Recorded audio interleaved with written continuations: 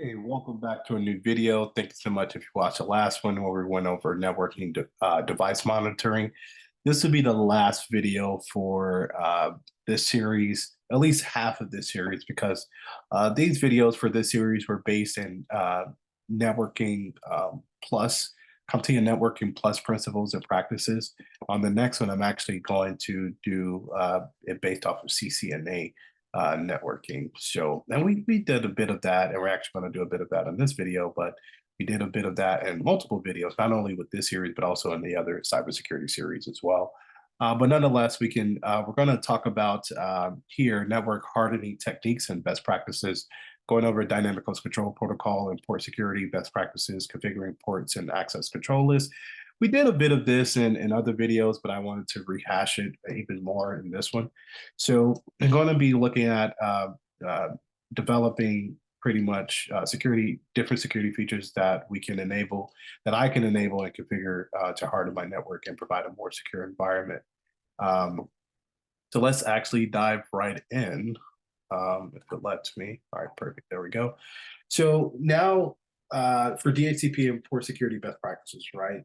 Secure protocols can be used to protect my network or any network from different attacks and to mitigate attacks related to, let's say, an illegal DHCP server, which I mentioned somewhat before with the rogue DHCP in another video. And I'll also be configuring DHCP snooping on the switch and learn about private VLANs and IPv6 RA guards.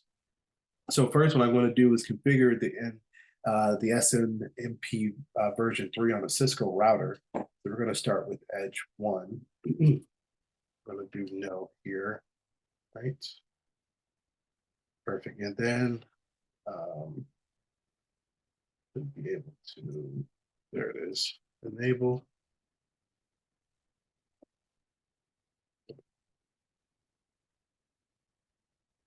There we go. Perfect. There we go. All right. So now, as I mentioned, SNMP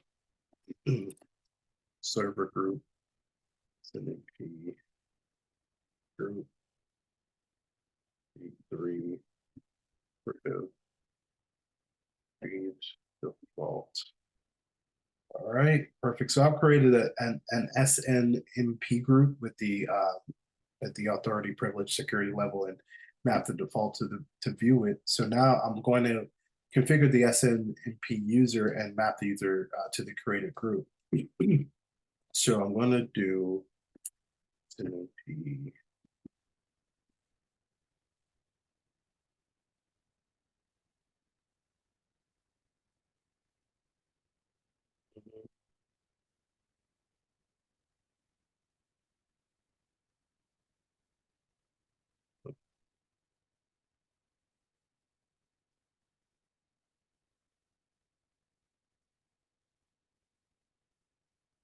Do our hash.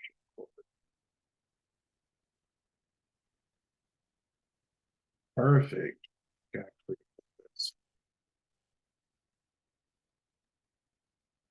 Oh, looks like we're out. So we're good. I actually ended it too much. But now I've enabled the SNMPV version 3 on the router. So I can configure now the network management system and add this device for monitoring in a secure manner. So now I'm just going to configure some port security, right? Which is a kind of MAC filtering security feature that I can configure on switches.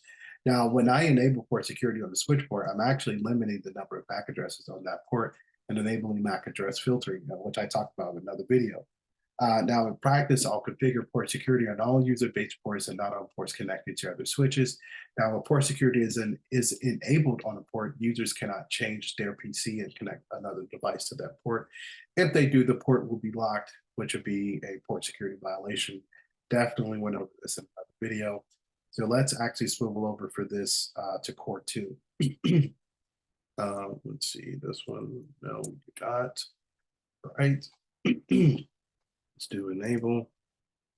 And then, of course, we want to add a host name for every device I'm going to configure its related host name. So let's get inside the terminal. All right.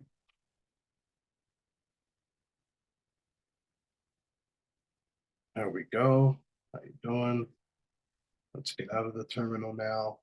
Now I'm going to take a look at the configuration of the Fast Ethernet 1012 port here in just a second.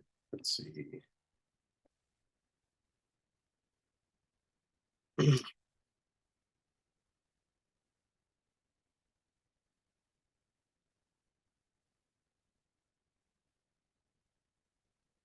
Those building current 36 bytes. All right, not too bad. Let's get back in the terminal.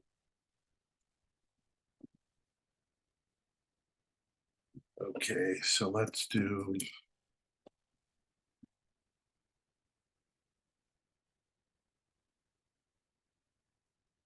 let's do switch port.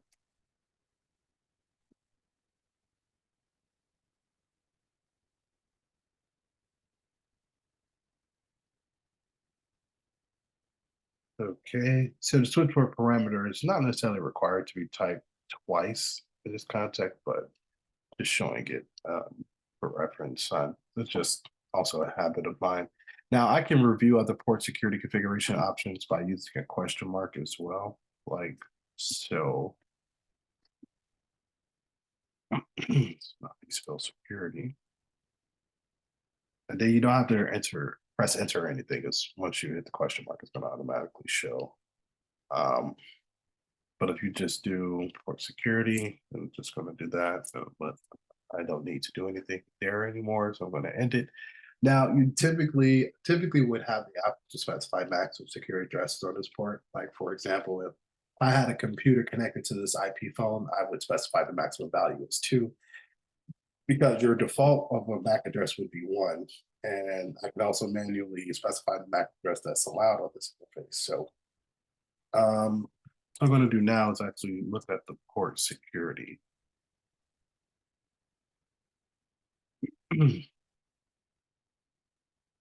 So, okay. So the maximum allowed address is set to 1. And I have 1 address on the interface, so the port is not violated naturally, right? So the port fast Ethernet, right, is support that connects at least this core 2 switch to the New York or the NY access port. Now I'm going to configure the port security on the port facing the access 1, which is here, with a few commands. So let's hop back in the terminal.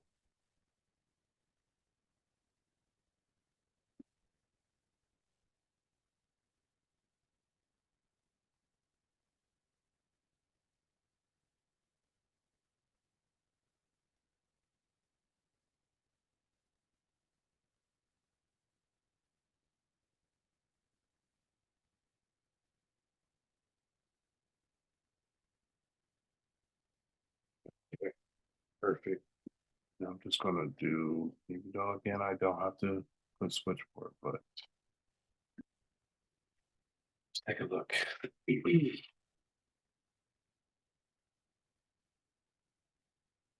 Give it a second.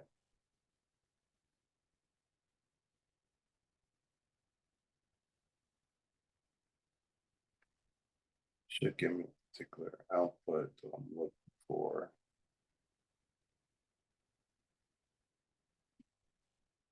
No. So I was looking for another output nonetheless. So I'll just end it. Maybe the output would come there. There it is.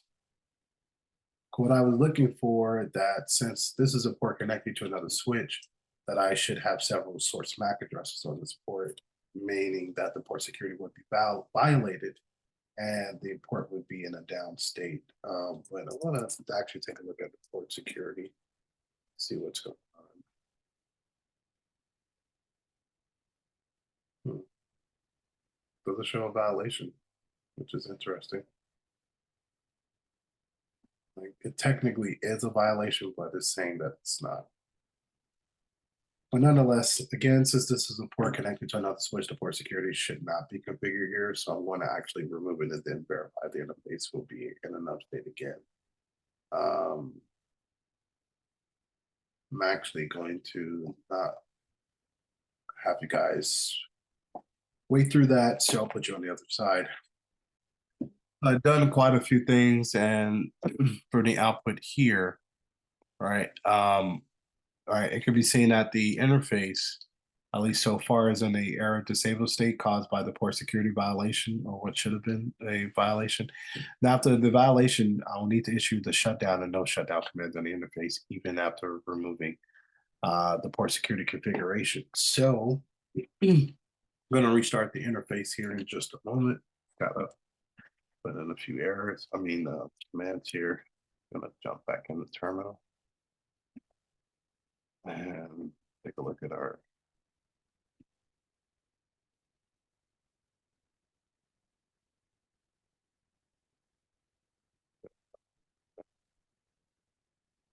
All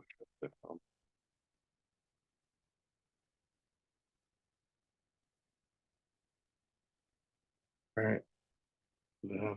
So it's been changed back to up, which is good. And then we can end out of here. So we're good so far for the most part. So now we can actually configure some DHCP snooping. Now, previously, I talked about the function of the DHCP server in the network. Now, networks can be vulnerable to malicious DHCP traffic. Now, DHCP snooping is a layer 2 security feature that can be enabled on the switch to stop malicious DHCP packets. Now, when enabled, all switch ports are untrusted ports by default, and the switch will then block any DHCP offer messages from all these ports. Now, to prevent the switch from blocking the DHCP offer from an unauthorized DHCP server, the port must be specified as trusted. Now, the switch will populate the DHCP snooping table, which contains entries for each host, which will be a DHCP client with the least IP address. Now, the table contains the MAC address of the host, the least IP address, the least time, and the associated interface. Now, DHCP snooping table is built based upon DHCP acknowledgement acknowledge messages sent by the DHCP server.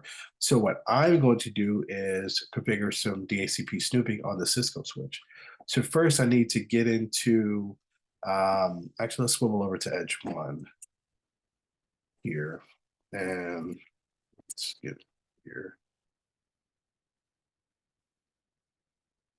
All right. And of course the host name. Okay, perfect. And then we're going to do this interface. Gigabit. All right. And then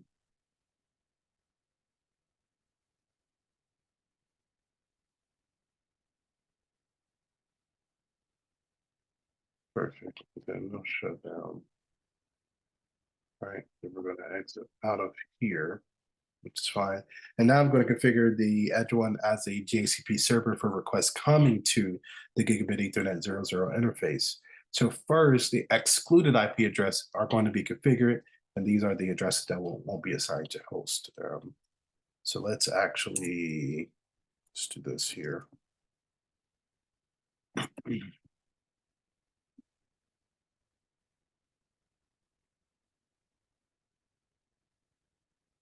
First, let's make sure it's proper.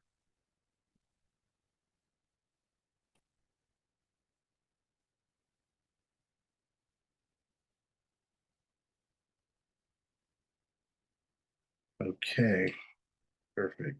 So now I'm going to configure the DHCP pool.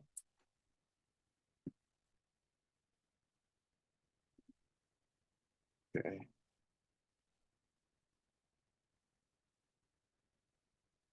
Perfect.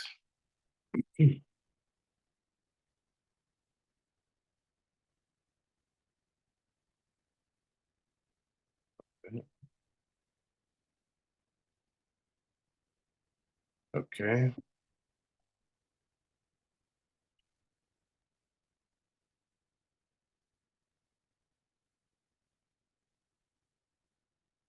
Okay.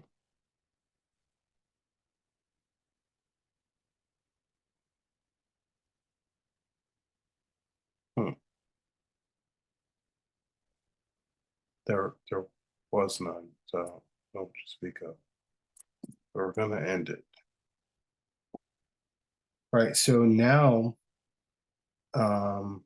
let's swivel over to core two. because I'm going to configure the VLAN 1 interface on a switch to be a DHCP client with a few commands. Let's get back into here. Okay, so we're good. So let's do okay.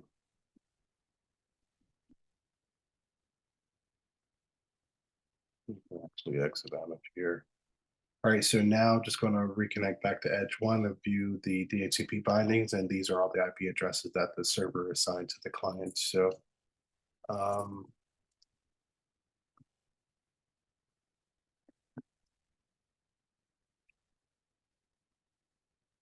definitely wrong.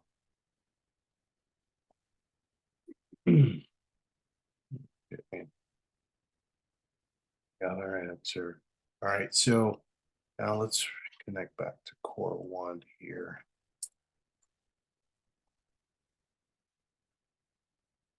All right, it's perfect. Let's jump to the terminal. All right. And then let's do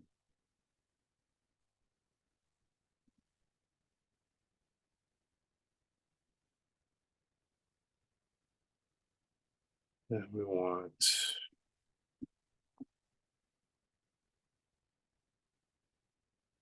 that one there. We can actually end it.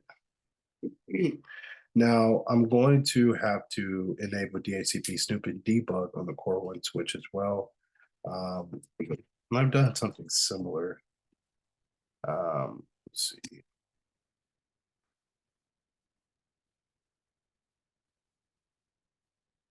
I can do what I need to do here. So I'm actually going to go to core 2. I'm going to try to reassign the IP address on the VLAN 1 interface. Let's do that here. Okay, let's see.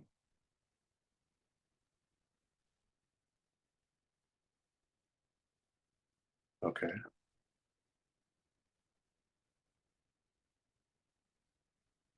All right, good. So far so good.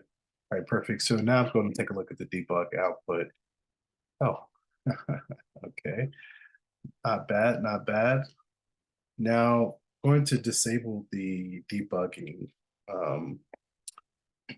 here. Let's see. How you spell that? Ah, damn it.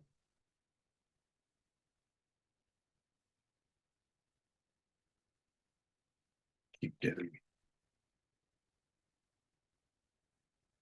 There we go. All right, so now I'm going to take a look at the DHCP snooping bindings. Yeah, I want to do it on Core 1 here.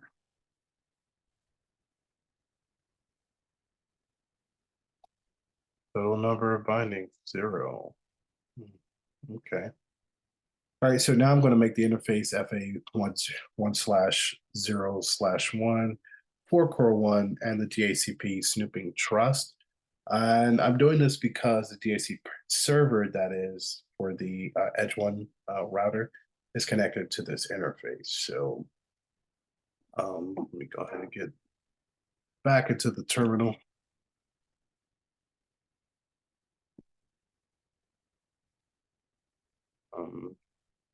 I spell Ethernet. Okay, perfect. Now I can do some trust here.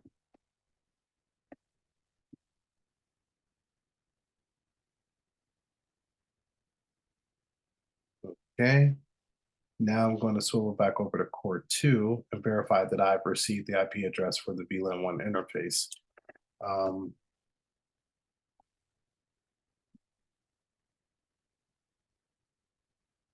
Let's see. Okay, I did. So there's technically still no IP address assigned, but by default, Cisco switches add option 82 to DHCP messages, which can cause problems to the DHCP clients. So let's actually swivel back to core 1. So I'm going to disable adding option 82 to the messages by with a few commands here. Let's get back in. no IP, DHCP snooping, info. Okay. All right, not bad. So let's take a look at core 2 again. Stop this. Let's actually get back into the terminal.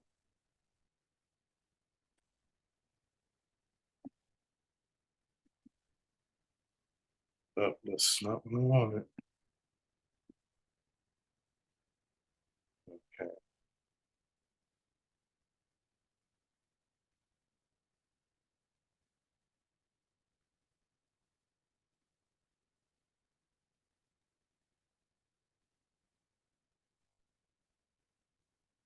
All right.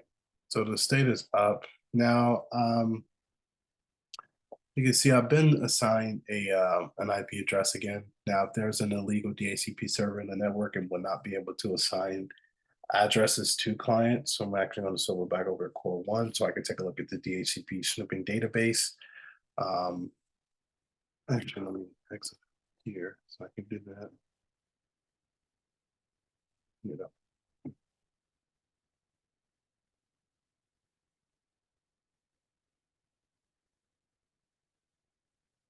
Okay, so we have one. Okay.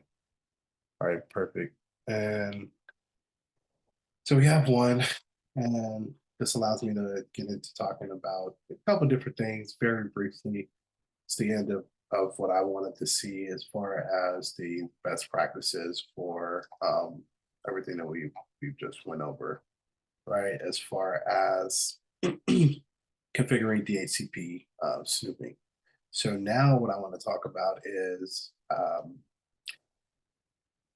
dynamic RP ARP inspection, which is address resolution protocol, which helps devices find the MAC address based on the destination IP address of the packet. So control plane policing. Um, Now, in networking, a plane is part of the device where a certain process occurs in network devices. Like routers or switches have two planes, a data and a control plane, and the data plane is responsible for data forwarding, while the control plane is responsible for routing and populating the routing table. Then I want to briefly touch on private virtual local area networks, which is known as port isolation. Now, in the private VLAN concept, switch ports belong to the private VLAN and communicate only with the specified uplink, which is usually the port where a router or firewall is connected. Now, this concept divides a primary VLAN into sub VLANs, known as or secondary VLANs. Now, the primary VLAN is the main VLAN responsible for forwarding traffic from ports, and the secondary VLAN to uplink, and vice versa. Now, I'm going to take a look at configuring ports and access control lists. So control lists and firewall. So I'm also going to go over best practices related to changing default settings like default password, default VLAN association, and why unused services should be disabled on my network, on your network devices. First, let's go over disabling unneeded switch ports. So normally when you plan to buy a new switch for your company, you would probably buy a switch with more ports than you need because empty ports might be required for network devices for new ones. Now, we may configure some VLANs on a new switch and configure the ports in an appropriate VLAN by default. All ports are placed in a VLAN 1, and the best practice is not to use VLAN 1 in your environment. You should also move unused ports to an unused VLAN and then disable them. So I'm actually going to head here. Definitely no. All right, we're gonna actually let's enable first. Then let's configure stop in the terminal.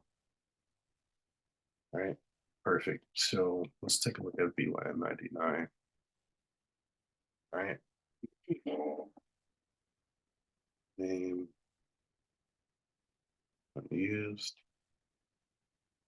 We're going to exit out of here. Now I'm going to consider ports fast Ethernet 0/9 and fast Ethernet 0/10 as empty ports. So and I may assign them to the unused VLAN.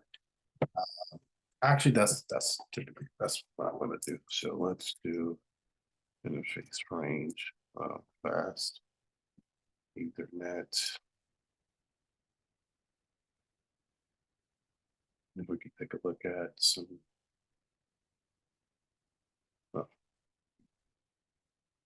strength. Okay.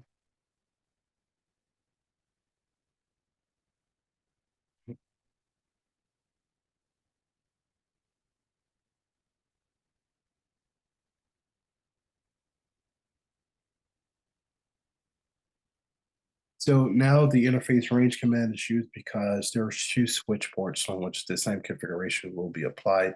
So I'm actually going to disable these ports by issuing a few commands, starting with shutdown. And I'm going to end them and everything here. Now, let's take a look at our brief.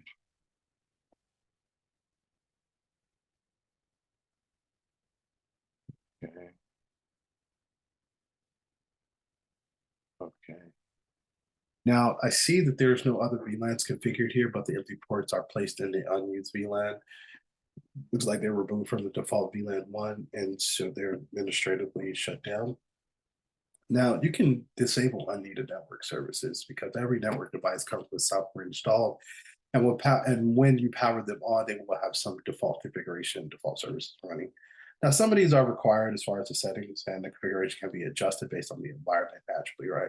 But there are some enabled services that are not needed for uninterrupted operation of the devices, right?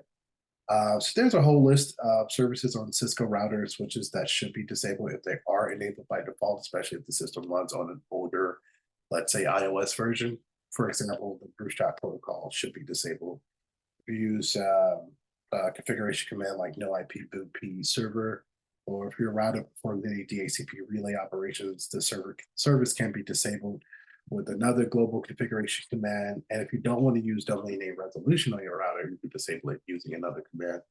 Now, Cisco also runs a Cisco Discovery protocol by default. If it's not needed on your device, you can also disable it with the command. And there's other services on Cisco routers and switches that should be checked and disabled if not required, but most services are disabled by default on newer iOS versions. Hence, it is best practice to upgrade regularly to the newest software version. Now, you can verify the iOS version running on the Cisco access switch with telling it to actually, I can do that now. Right? And it shows us everything we need to know here. All right.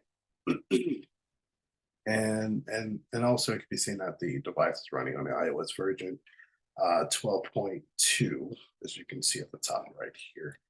And you can also change the default and password complexity. Now, every network device comes with default credentials for administrative access. On smaller devices, the passwords are usually some form of, combination of username and password, XYZ. But the password should be changed every 3 to 6 months.